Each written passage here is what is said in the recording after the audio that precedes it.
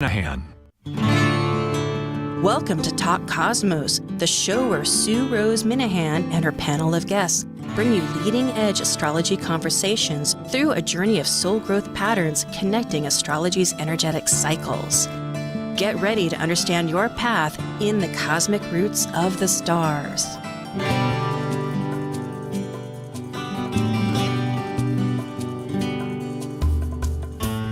Hello again, this is Sue Minahan, the founder and host of Talk Cosmos, insightful conversations, awakening your consciousness. And today we have a special guest, the president of the Astrological Lodge of London, Israel Ajose, who's been on before and a member of our Astro Jam panel. But we're speaking about the powerful Scorpio Lunar Eclipse that's coming up on May 5th after the solar eclipse. It's all a little bit ahead of now, but not that far.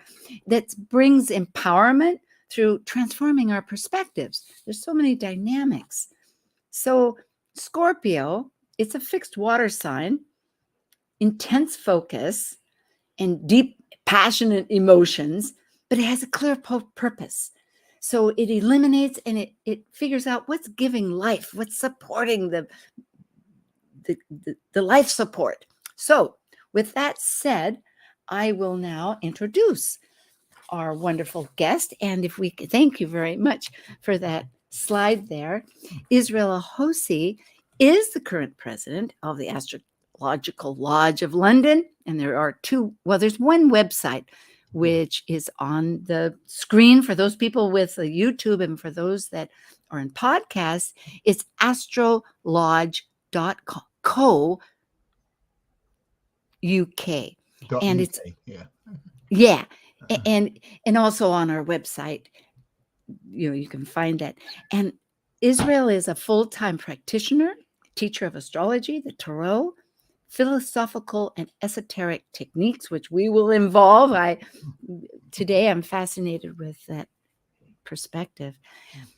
And Israel studied and completed full honors in psychological astrology at the Center of Psychological Astrology in London with Liz Green, not to be redundant. And his personal email or website is sacredplanets.com. He's a dedicated student, teacher of astrology and tarot. And Israel combines traditional, medieval, psychological, and Vedic techniques for his guidance, answers, and consultations. And his email is astrologyofthesoul@gmail.com. And much of his studies and practices include cosmology, mythology, which I dearly love, occult, sciences, Kabbalah, I love, shamanism, and divination. So it's very exciting. Hello, and thank you. Thank you for having me. What a great introduction. It's a long list. Well, and you said, yes, it is. And it has such depth. And so I pulled up on some of the slides, different factors, but I'm eager to hear in all of this, anything that you pull out for a reference will be very wonderful. Yeah, no, most definitely. But no, wonderful to be here. It's been a while, and great to speak about the upcoming lunar eclipse in Scorpio on the 5th of May. It's a great time to that time of the year, the eclipse seasons, as I call them. We normally have roughly about 4 a year, but some years we do have 5, sometimes 6 actually. But this year I believe it's only 4. I believe. Yes. It's potent ones. Very potent ones. Yeah, they're always quite potent. And because these are because the nodes are then going to be shifting signs. I believe in July. Yes, the 18th, I think. Yeah. So they're going to be shifting signs into Libra and Aries. The Aries Libra axis. So I suppose that's quite also showing us here somewhat of an ending on some kind of level, because it's like it's moving sign. So this is the last eclipses, before they find that sign. So thank you, Israel. I find that so fascinating because they're both relational. Taurus and Scorpio, the survival and how we exchange our resources, as with Scorpio. But then with Aries, it's very much the self and then the other. But the point is too that we have the Venus star point. There's so many before and after, because it's the Venus star point is in Libra, 29 degrees, but the following one in 2026 is going to be back to Scorpio. That's right. Yeah. So it's just one indication of you're right. It's really, I mean, we get these if you want to say patterns, and it's the cosmos. We have to remember is a living entity. It's a living organism, and it's sending out messages. So there's no accidents or no coincidences, and it speaks to us in various ways, and in various languages, we could also say as well, in various patterns. So it's quite interesting how things get picked up, zodiac degrees and particular zodiac signs that are coming up, and lunations and eclipses and ingresses, and where planets stop and they station, and like the Venus points also as well. Yes. So we have these sensitive degrees, as we know, in the zodiac. We've got the 360-degree zodiac, and we have these sensitive points. And it's quite interesting that when we do have these, whether it's lunation or in this case, obviously an eclipse, how it picks up, or how they pick up these sensitive points and they land in these sensitive points. And it's telling us a story. I love that. I love the word pattern and story. It's so powerful. Nathan, can we have the slides? Okay. This particular eclipse on May 5th, well, as far as from England, Europe, and the United States, will be on May 5th. So the coordinated universal time, because it's summer times, it's going to be at 4:33. But for Greenwich Mean and British Summer time, it'll be BST, it'll be at 5:33 p.m. And then moving to the continent here on North America, for the Eastern time zone, which includes Canada and parts of Mexico, will be at 1:33 in the afternoon. And then moving across to the West Coast is, of course, 3 hours earlier in the morning, 10:33, and including Arizona, like Hawaii, that never changes time, because here in Hawaii, that's still on standard time. It's going to be 7:33 in the morning. So for people can check that. But it is a Saros, and I didn't know how we would talk about this, but there's that long 1,200, actually for this 1,200 years, that's like 12 centuries of time zone. And it started, so it's 141. It's a lunar Saros. And it started in 1608. And interestingly, at that time, just we can either discuss it or not, or go on. But it's a pivotal year for Shakespeare, which of course is one of, between the Bible and Shakespeare, most read around the world. And he shifted his whole focus, which is interesting, from characters, people, to the plot. Isn't that interesting? With South Node in Scorpio of the psychological reasons of why. Yeah, exactly. And I feel we're getting some of the stuff. What I'm seeing today is, for example, there's this huge energy of the AI, and the chat GPT and things like that. And so we're seeing also, although we're, things have changed obviously since 1608, but in modern times, of course, we now using computers and cell phones and things like that. But we're seeing a huge revolution, a huge change, just like in the days in 1608 with Shakespeare and the transitioning in terms of literature. We're seeing that also now, but it's with the AI. AI now in some ways like replacing aspects, or shifting how we think. Now we're going to have to shift the way we think and communicate on some level, because this AI is now sort of like shifting. So I'm seeing sort of like patterns again echoing I like that, because Yeah. the story, when you think about what unifies, Shakespeare, of course, told stories. And at that time, it would be like our major music people. Everybody listened to it, and it changed the consciousness. And here what you're saying is that AI, with this new form of communication, is taking a whole new step ahead. And the other thing for the United States, because we just had this Pluto return, which of course there's many different charts, but the independence one. But interestingly, 1608, Jamestown had just been founded with the Mayflower and all those early ships from England. But it had this terrible winter, sub-zero temperatures, and John Smith, who was a governor, this is a big legend here, was out checking out for food. And then there was a Powhatan hunting party. Now, these Powhatan in North American Indians were 30 tribes in this confederacy. This is like really a country of itself. This is huge of magnitude. His youngest daughter was Pocahontas, which now has been made into a even Lee, who is the famous singer, Peggy Lee, sings Pocahontas, with a song.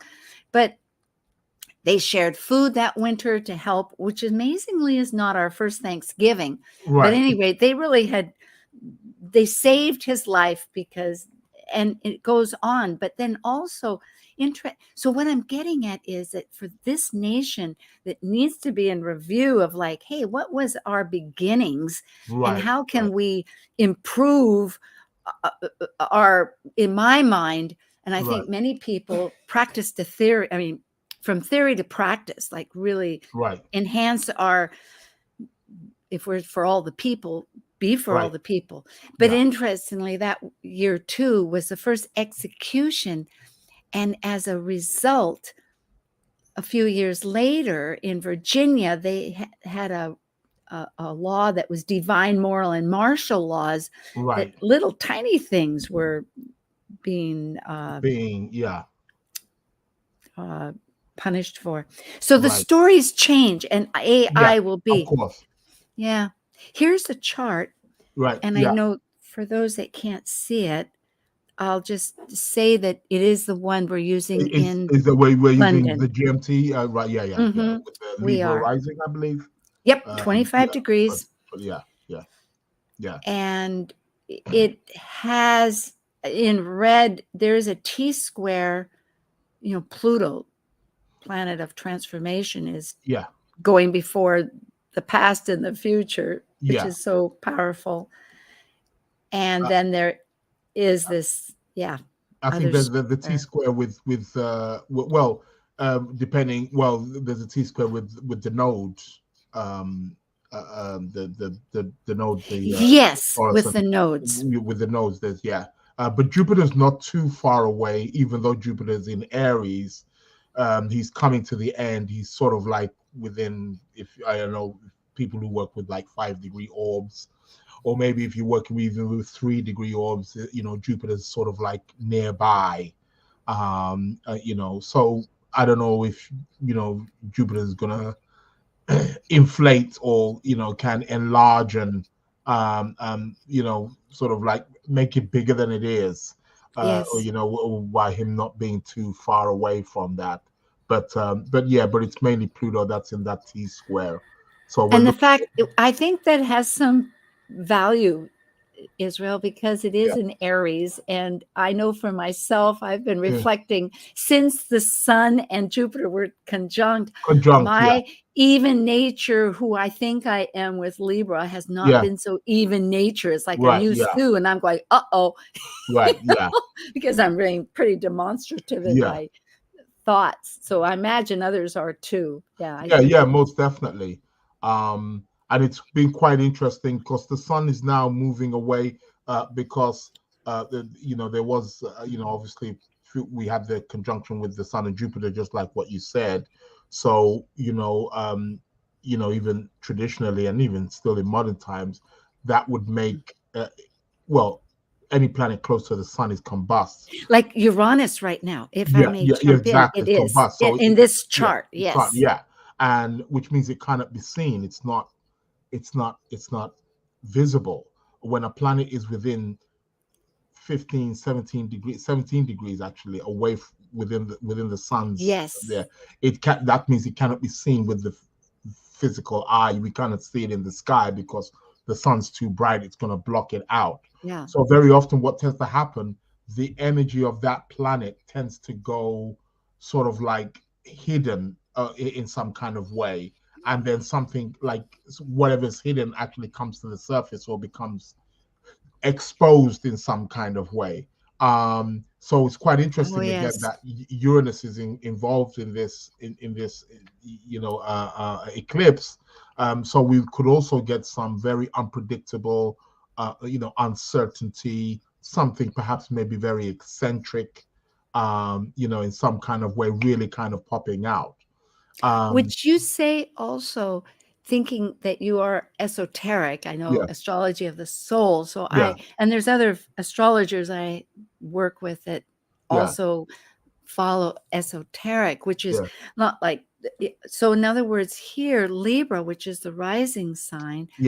The esoteric ruler fascinated me. I realized is Uranus. Is Uranus, that's correct. Yes. Uranus. Yeah, so that's quite interesting. It has more power here. Yeah, exactly. So I wouldn't rule that out in any way, shape, or form. That's all a part of the story also as well, that Uranus being conjoined to the sun in that eclipse, also being the esoteric ruler of the ascendant, is also bringing something again to is trying to show us something to maybe listen up to the changes, that it's not just against us, but it's really working in our betterment, that we need to make lemonade out of lemons, maybe. I mean, with Uranus, definitely. And with Uranus, we know Uranus is connected or associated with revolutions and huge changes, and it may come as, the changes very often are very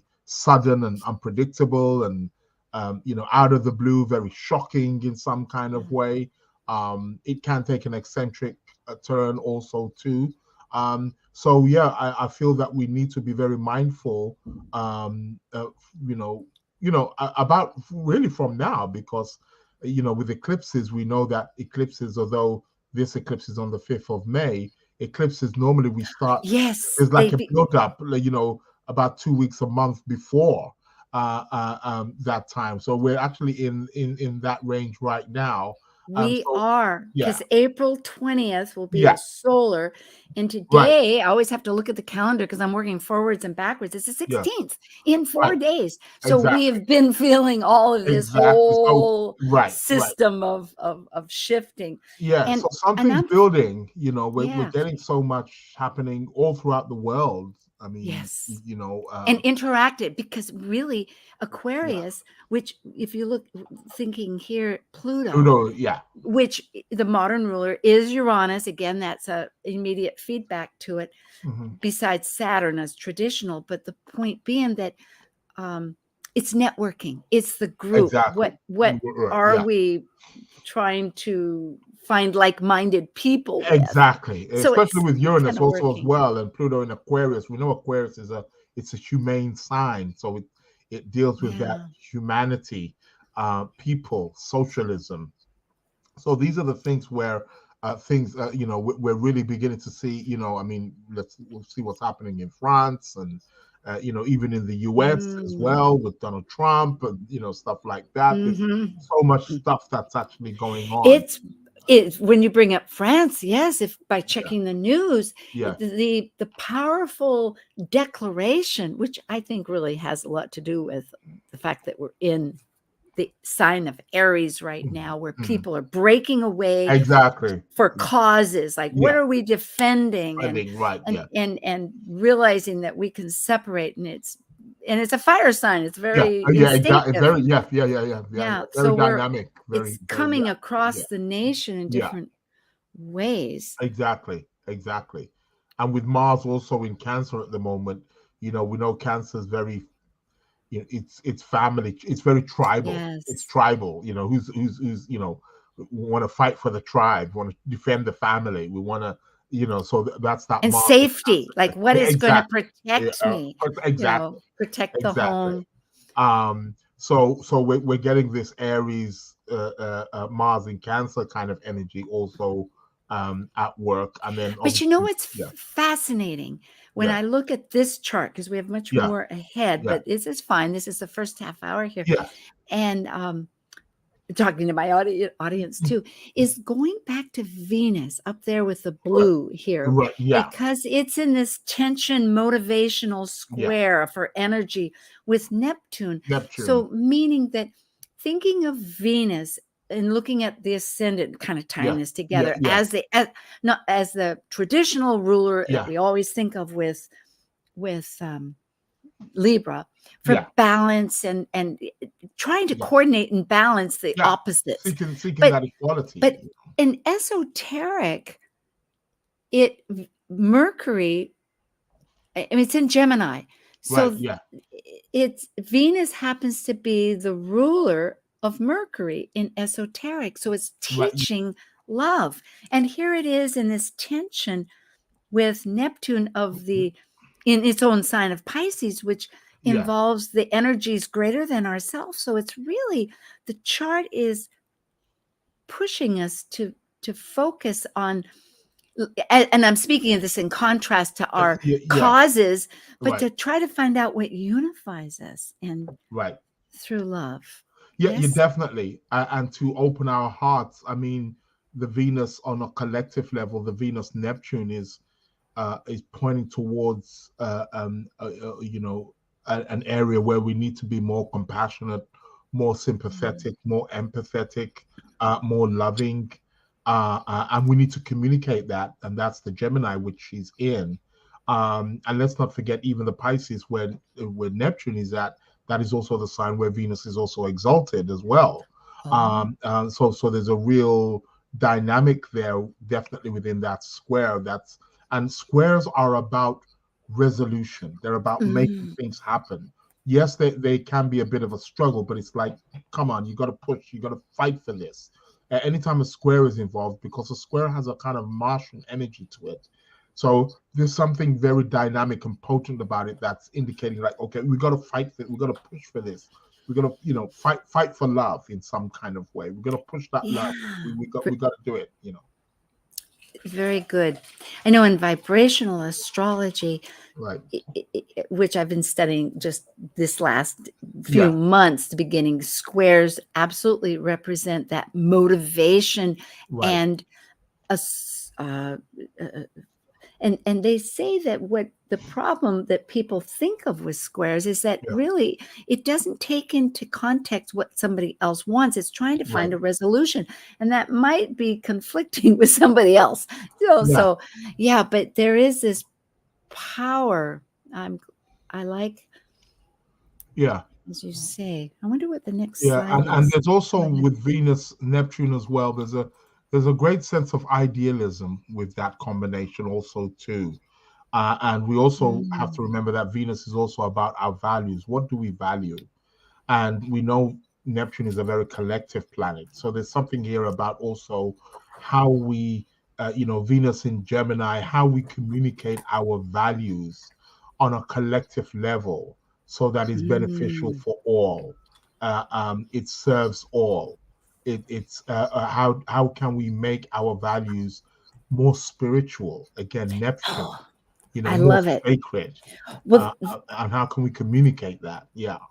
And this drives right back to our concern about AI.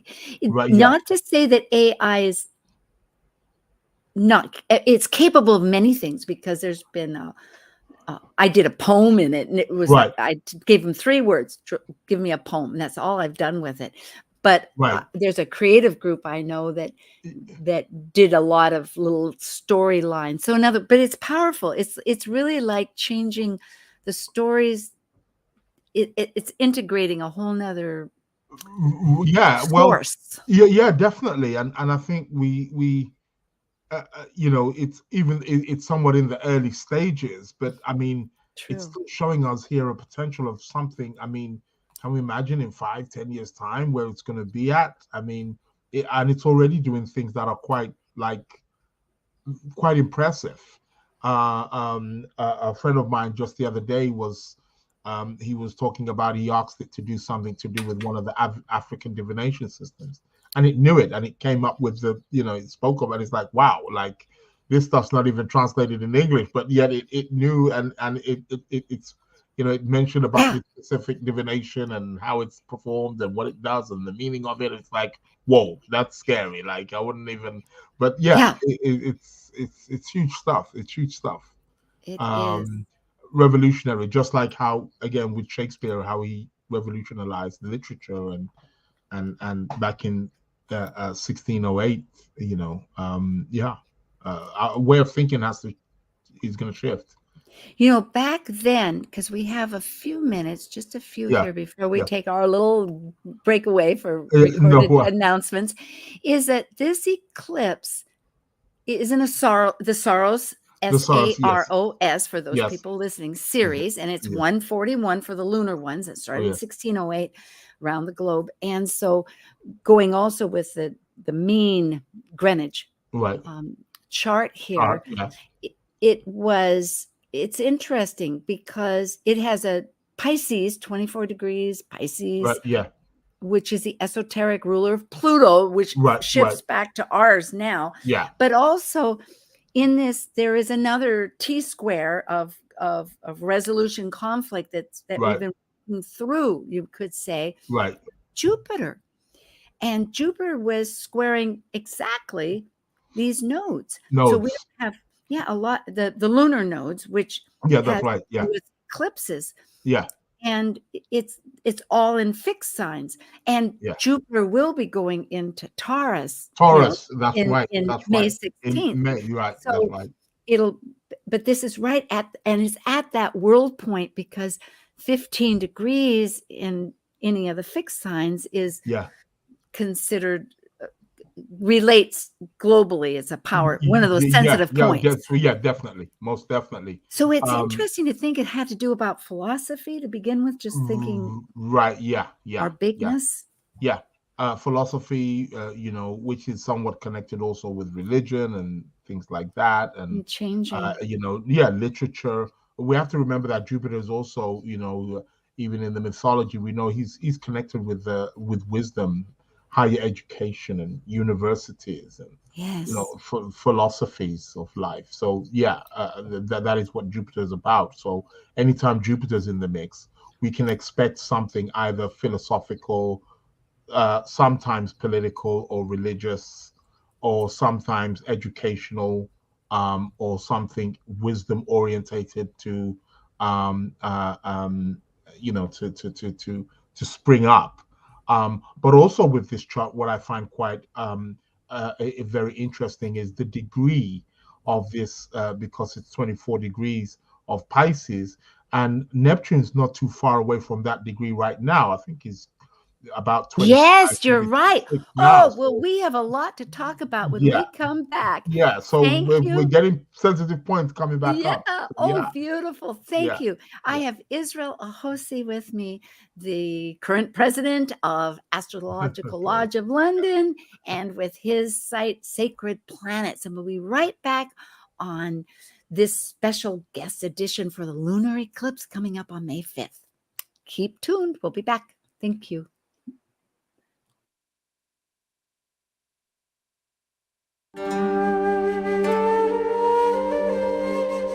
While we take a break from this week's edition of Talk Cosmos, let's take a look at this cycle's archetype. We're currently in the period of Aries. By leaving a cycle based upon completion, the energy of Aries sparks initiation, creating action to separate into a new cycle of life. It's a fire sign, which means it will involve great emotion. And because separation may create resistance, it also takes great courage to break away to new ways of becoming. This is Martha Norwalk, every Sunday morning beginning at 9 a.m. Thanks in part to Natasha Venter at angelicclarification.com, we cover the world of animals. This week, April 23rd, it's an unexpected encore. Tune in to hear my last dog training, behavior, and teaching show with Walter Stoffel, author of Lance, A Spirit Unbroken. Review or catch up Martha Norwalk's Animal World, Sunday morning, 9 a.m. to noon, right here on Alternative Talk, AM 1150. This is Sue Minahan, host and founder of Talk Cosmos. It's time to share news about the KKNW Listener Survey. Take this opportunity to let the station management know about your favorite shows, your likes and dislikes, and what you want to hear on the station. Help shape KKNW's future by letting your voice be heard. Simply go to www.1150kknw.com. Click the 2023 Listener Survey image up near the top of the page. Entries begin Monday, March 27, all through Sunday, April 23rd, when a happy winner's announced. Because there's a bonus too. Filling out the survey gives you a chance winning a round-trip passage for two on the Victoria Clipper to Victoria, BC, Canada, plus a $100 gift certificate to Famous Dave's Restaurant. Find all the complete contest rules at 1150kknw.com. So log online for all the details. Great prizes just might be yours. Do get your voice heard by filling out the listener survey at 1150kknw.com and help improve the KKNW station by sharing your thoughts now. Good luck and a big thank you for all your past listenership from Sue Minahan at Talk Cosmos. Talk Cosmos brings you leading-edge astrological conversations with hour-long programs each week on KKNW. The show goes live every Sunday from 1 to 2 p.m. Pacific. Talk Cosmos weekly programs are also available to watch live on Facebook and YouTube, along with daily chats throughout the week on the Talk Cosmos YouTube channel. While you're there, make sure you click like and subscribe buttons so you can get the full Talk Cosmos experience. Or, if you'd rather listen to the show archives with audio only, the entire podcast collection since 2018 is available on most podcast carriers. So, grab your coffee, tea, or kombucha and enjoy the show. Get your daily dose of variety. Alternative Talk 1150. Oh, yay, we're back. Israel, right off the bat, I'm going to ask you, and I hadn't suggested, but do you have an upcoming class, lecture, event? I know you with the Astrological Lodge of London or personally. Yes, go ahead. Well, the Astrological Lodge of London, we do Monday, most Monday evenings. We're on holiday at the moment, but we are resuming back tomorrow. So that will be our first day back for our summer term. And so every Monday at 7 p.m. UK time, we have two lectures. We have one from 7 till 8, and then there'll be a second lecture starting roughly around 8 and finishes at 9, which is also available online as well. So you can go to the website. Tomorrow we've got Bernard Eccles talking in the first half, and in the second half we've got a lady named Anita. So great. Two wonderful speakers, and so that all that information, if people are interested in booking, they can go to the site www.astrolodge.co.uk, and that's every Monday. So you can go on the web, and all the different lectures and talks are presented there. I'm actually speaking even not tomorrow Monday, but the following week.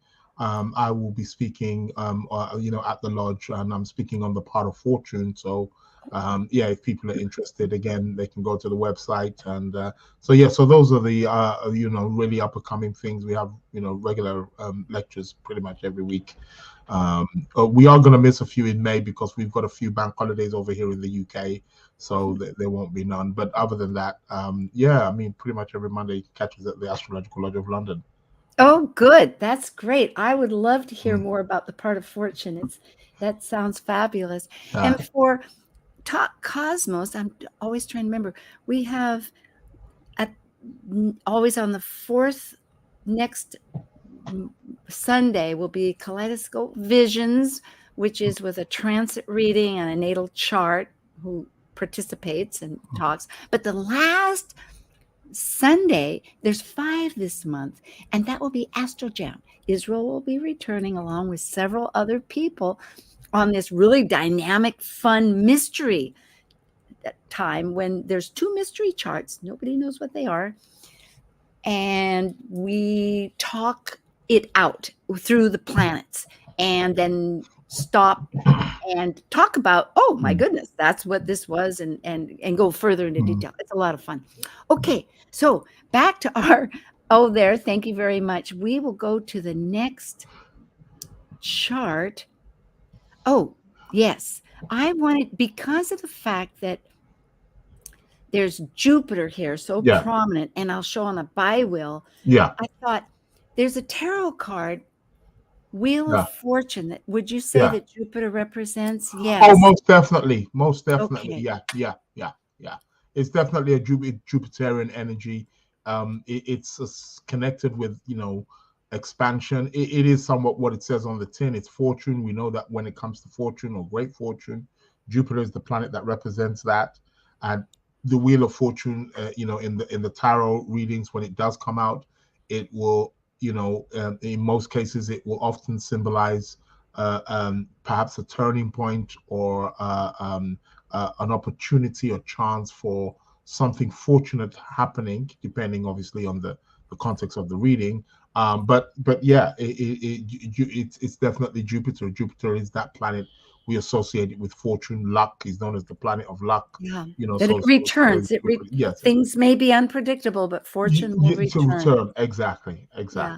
It is a fascinating concept to add to this, because at the very beginning, Jupiter was there, that was showing in 1608 that things were, that life is ever evolving, of course, but that what we give comes back in some framework, but to work with intuition.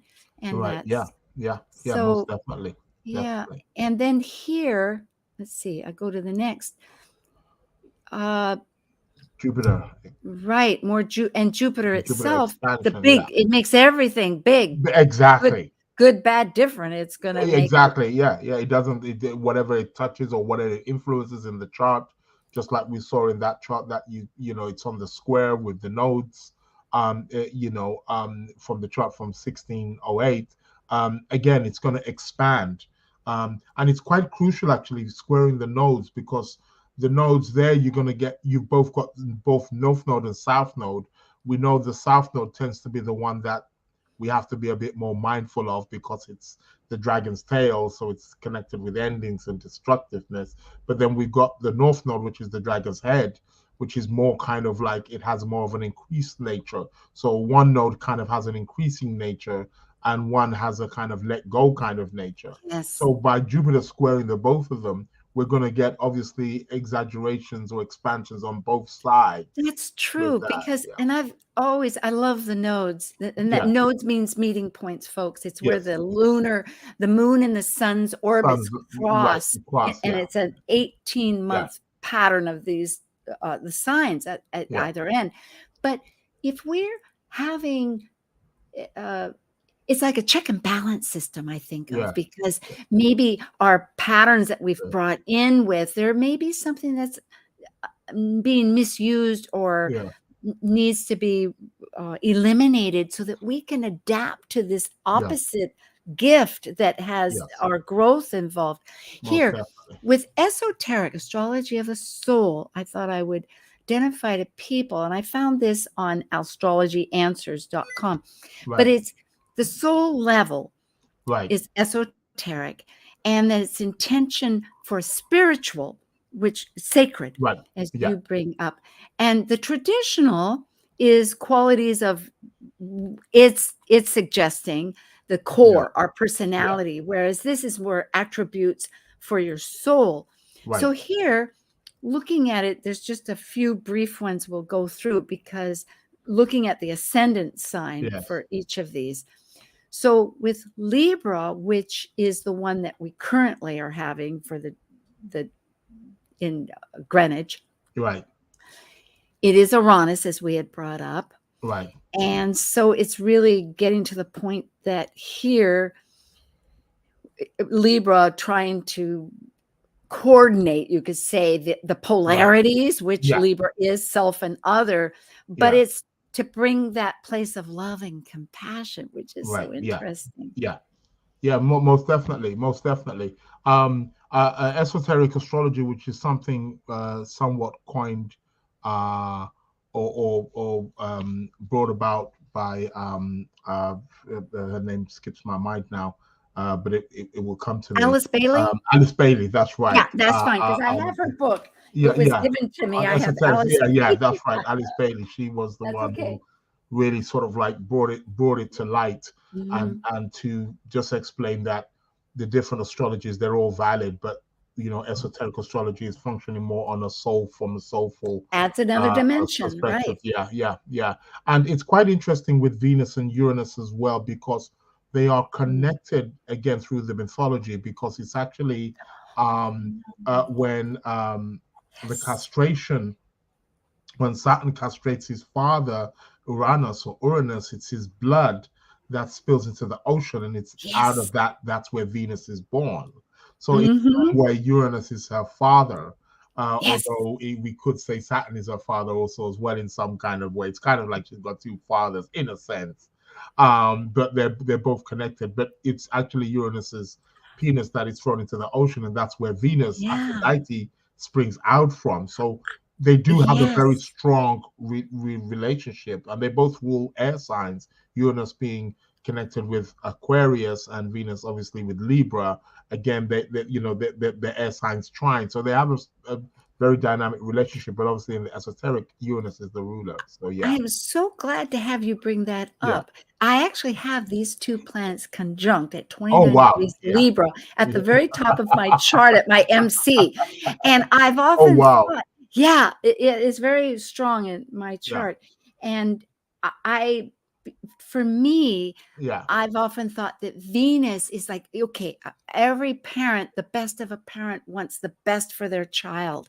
And so Uranus, up until that point, had been producing life with Gaia, Earth. You talk about as a living entity as we are, just abundantly, just everywhere. Whereas, and so the point is that in its heart, you could say that creativity is an act of love. For Venus to be Aphrodite, of this energy of desire and of all desire, and essentially the best of love in its best form, is like, what a gift. It's a fascinating relationship. Quite wonderful in terms of their relationships with each other. So So going to Pisces, which is, and I'm trying to get, we'll look at it, but the other chart has, that's right, it's in 1608, I think it was 24 degrees Pisces, and you were before the break mentioning that right now Neptune is approaching that degree, but it's esoteric, is Pluto, which again shows this transition, that this particular Scorpio lunar eclipse at 14 degrees Scorpio which is so interesting, because it's right close to that 15 degrees. It's at the fixed sign, right? So it's right there. And we'll see that later. Is okay, I was getting myself lost here, but it's well, we're talking about Neptune and Pluto. They have a tendency to lose people and bury people. So we're going down under to come back up. So here we know that Pluto wants life, and it's going to eliminate anything that isn't. And so it's willing to look at what's hidden in the darkness to bring light to it. So it's saying, essentially, esoterically, to inspire and lift humanity again through love and compassion. So here we have this bi-wheel between 1608, and thank you, Israel. You're so wonderful. I've been looking forward to this talk very much, because we do talk, and without other people, I get to hear, although I do talk a lot, and I'm going to be quiet. Oh, no, not at all. I get to hear you, because look at this. It's such an amazing chart, and this Yeah. is new for you. You didn't realize that I would have this up. Yeah, I didn't know. Okay, so No. it makes it clearer now with the Neptune pretty much on the ascendant of the 1608 chart. With this full moon lunar eclipse coming up, I'm quite.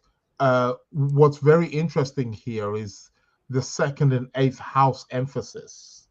There's a very strong second, eighth house emphasis here. And we know that these are houses that are associated with money, finances, other people's money, banking, investments, security, resources. They're houses that focus very much on resources. So True. that's quite interesting, especially also just in the natal chart of the US. The Pluto return and things of that nature again, which is actually in your second house and so on and so forth. How this, again, and there's been a lot of stuff out there about the economic, changes and rises and not enough money and everything, inflation, Food. food, yeah, definitely. Yeah. So we may be getting a lot of that. More of that coming up again in the next couple of weeks, especially perhaps maybe more closer around the eclipse on May the 5th. But also as well, again,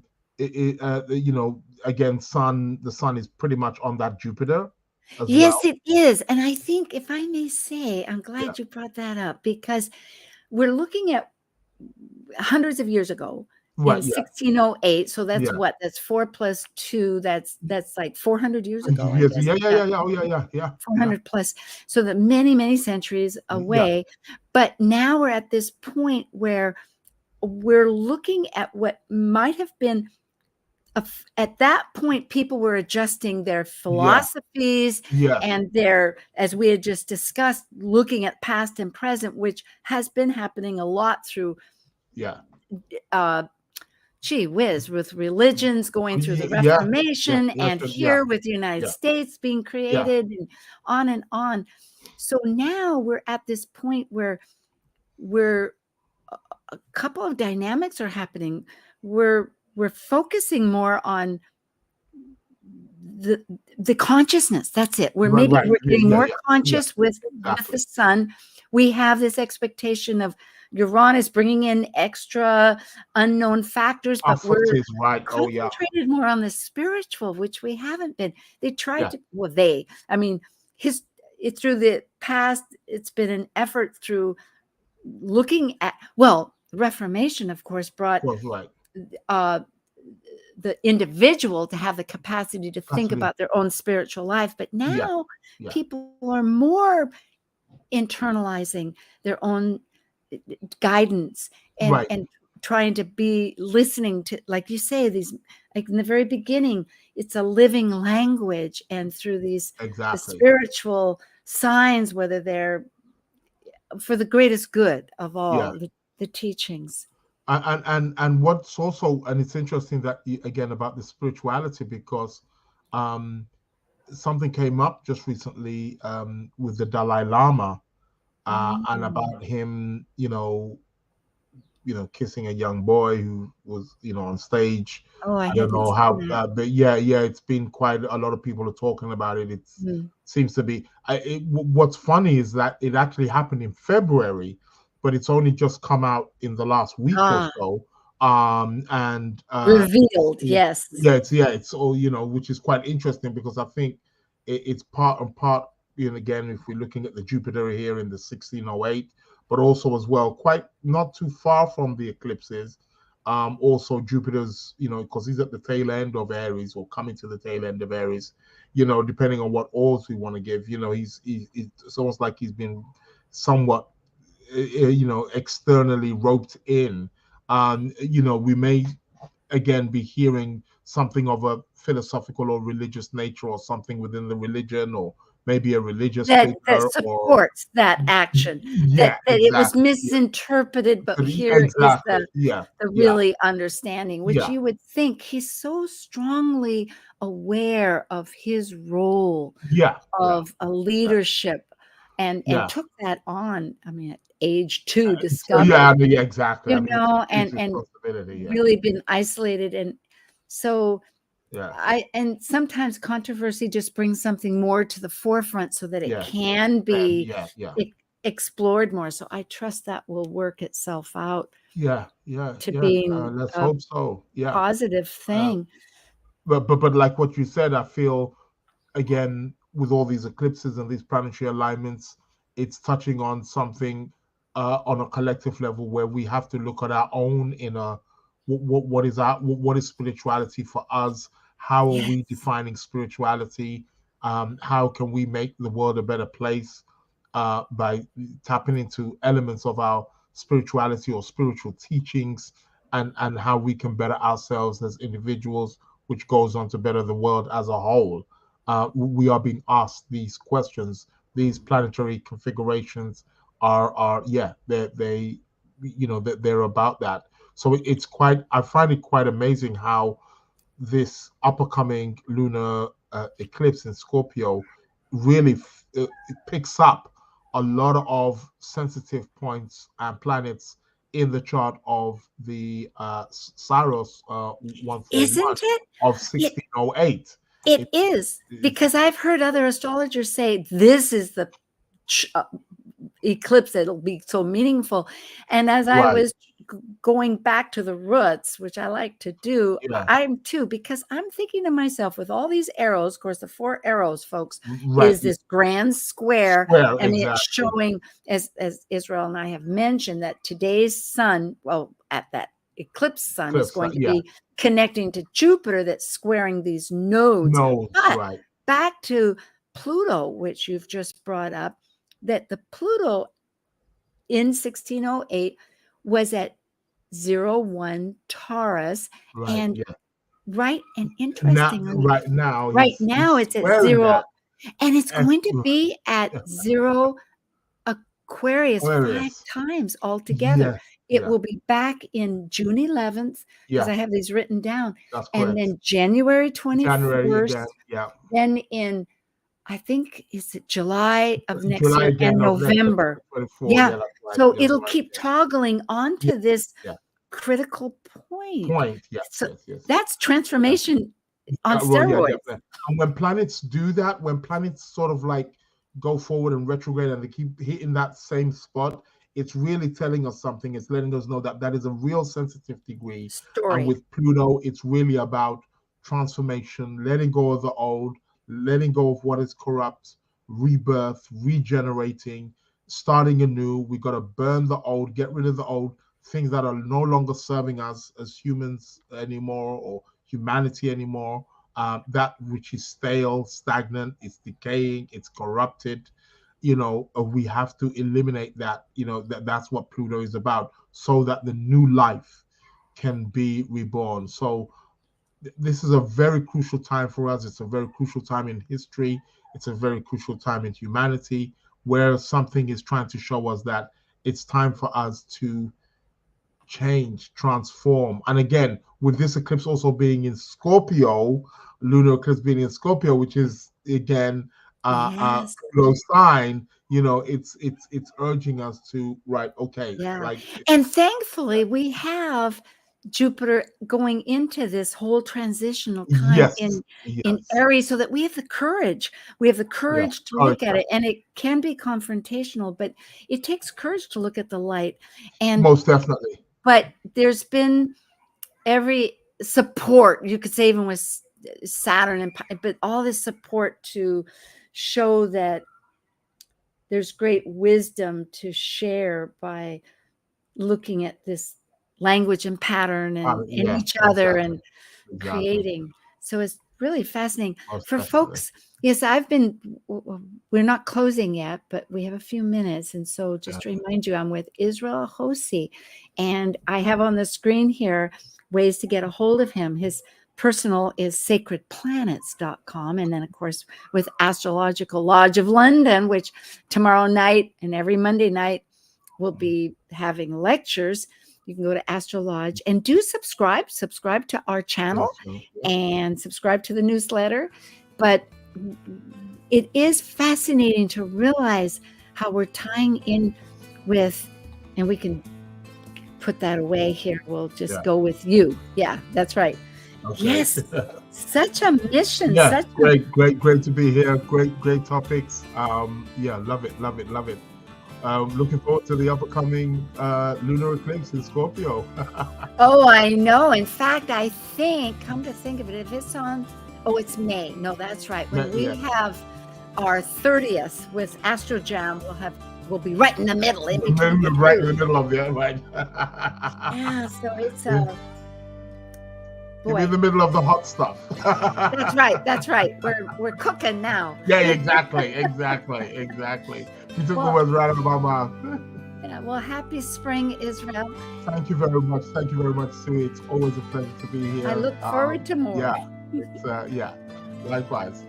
Okay, thank you. Thank you for joining us on Talk Cosmos, the show where Sue Minahan and her panel of guests connect soul growth patterns with the energetic cycles of astrology. Be sure to tune in next Sunday at 1 p.m. Pacific Time to continue your journey through the roots of the cosmic pathway.